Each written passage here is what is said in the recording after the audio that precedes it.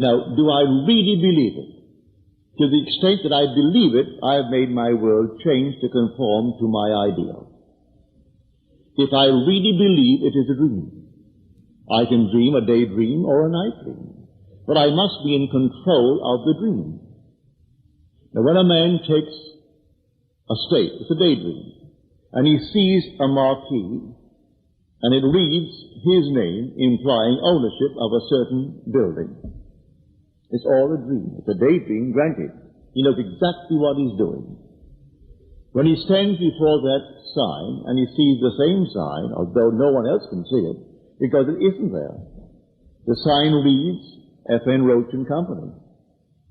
And he is looking at it, and he sees J.N. Goddard and Sons, which would imply the Goddards own it, and they didn't have a dime. And for 2 years, he still is looking at that thing twice a day on the way to and the way back home. And he actually feels the thrill that would be his if what he is seeing is true. And 2 years later, an almost total stranger buys the building for him and takes only a piece of paper with his signature on it. For he had no money, no collateral. He said, I watch you and your father, and I trust you implicitly. Pay me 6% interest on the investment, and reduce the principal every year for 10 years, and have it all reduced in 10 years. Well, it was reduced in 10 years. And it was 6% paid to him. In those days, 6% was a big return on your money. This goes back to the year 1922. And so that building became the family's building. It began as a dream. He never forgot the principle. If God does all things, well, he knows then who God is, because God did that.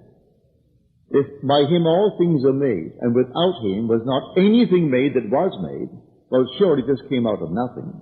He had no money, no collateral, no one to whom he could turn. He only desired to own that building on the main street, at the corner, a wonderful corner. And out of the nowhere, he simply assumed it, and remained faithful to it, and then it became his.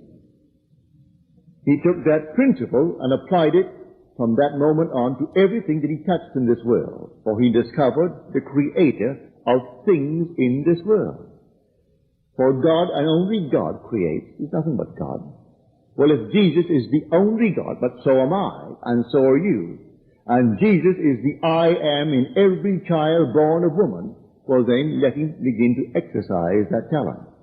Let him begin to test it, to prove it or disprove it. If you are faithful to it, you can't disprove it. So put on the shield of faith, you're told in the 6th chapter of Ephesians. Put on the shield of faith. It will now protect you from all the fiery darts of the wicked. If you think someone is out to get you, it's only part of your dream. You put on the shield of faith. Faith what? It's always faith in God. Well, faith in yourself. That's faith in God. For the self of man is God. And that self is Jesus. And there is no other God. If you actually test it, you can't disprove it.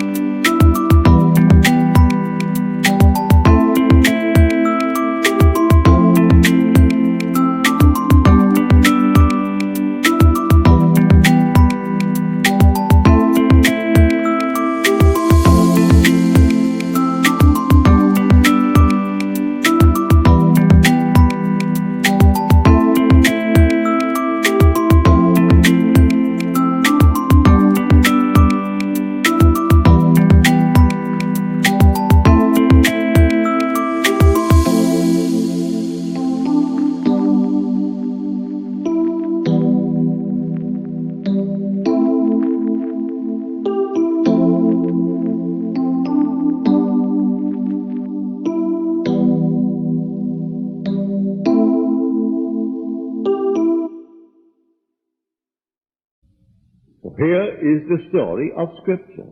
A deep sleep fell upon him. Well, if a deep sleep fell upon him, then who is the dreamer in the sleep? He tells you it is God. He doesn't tell you that you're not going to have nightmares. You'll have nightmares and daymares because you're learning to exercise a certain power. And you make mistakes. And you think these things on the outside are external to yourself and independent of your perception of them. And they're not. They're all yourself pushed out in your bad dreams or your misuse of this power. If you are ever in control of this power, you'll have nothing but harmony on the outside.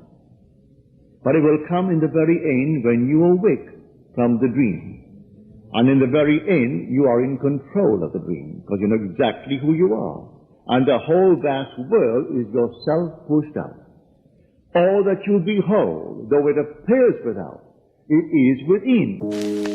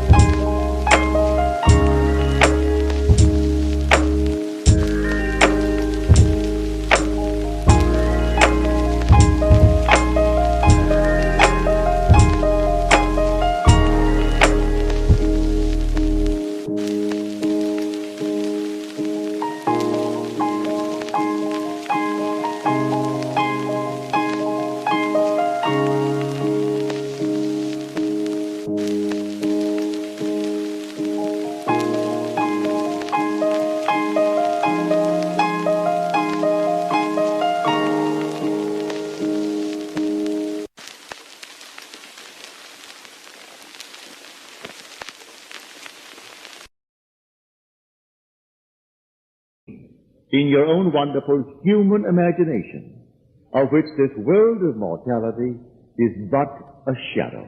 The whole thing is yourself projected on the screen of space. So you start with a dream, A daydream. What do I want in this world? You ask yourself a very simple question. What do I want? The minute you know exactly what you want, start there. Don't look on the outside. And these shadows now may offend you, or they may oppose what you think you want. Then you give power to these shadows. Don't give power to the shadows. Any more than he did. He didn't have one red penny to put up as collateral, but nothing. And a total stranger comes in the day of the sale of that building, and with this lawyer bids for it. No one knew who the lawyer was bidding for. When it came out at the end of the day that this is what happened, you should have heard the remarks in the island. It didn't matter one thing to him. Now, the building opposite, a far bigger building, the most expensive building, best located and bigger area than anything on the main street, owned by someone in the family for 125 years. There were absentee owners in England. And my father would stand now in his own building and look across at that building. And the name was Harrison. Harrison. His name is Goddard. But he looked at that building and he wondered, wouldn't it be wonderful if I owned it? Well, came the year 1942, and England is at war. And those who owned it, living in England, he had a son who was a priest, and he had the other one who lived comfortably with all the money that they had, and didn't want any part of the overseas problem, and thought we should unload it. So he wrote to his representative in Barbados and told him to find some family, a decent family, who makes a great effort for the island, plus themselves, and offer it to them. This man comes over to my brother Victor and says, Vic, how would you like to buy that building? I said, I'd love it. And to my father said, I've been watching that building for years now and feeling that we own it. Within, I would say, 1 week, they cabled back to England, the news came back, and we owned the building. Now, these are all dreams, but the dreams in the eyes of the world are now true. These buildings are now ours, based upon the dreams of my father and my brother Victor. My other brothers didn't do it. They are sharing in the fruit, but they did not actually put it in motion. My brother Victor did. It started off as a child. In some strange way, he felt it would work this way. Why, I do not know.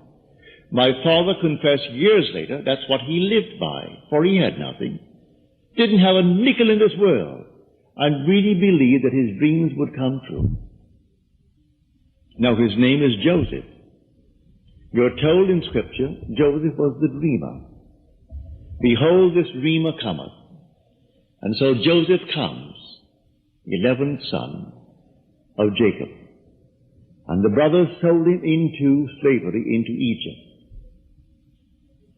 But he didn't care. He told his brothers when they discovered who he was, equal to Pharaoh, for he could interpret dreams, and Pharaoh raised him to the point where he was equal to Pharaoh in the rulership of Egypt. And he said to them, you meant evil against me, but God meant it for good. Take that to heart. If something appears now to go wrong, you will think, well, now, it's going wrong. No, it's really going right. God meant it for good.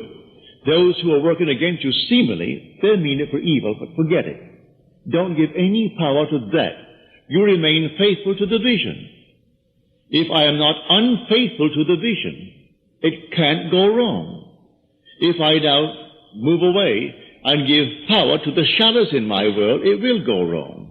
But if I know exactly what I am doing, and regardless of what seemingly is happening in my world, ignore it and remain faithful to the vision. He kept the divine vision in time of trouble. When he stood before King Agrippa, Paul said, O King, I was not forgetful, I was not unfaithful to the heavenly vision. He kept it, and then it had to come to pass.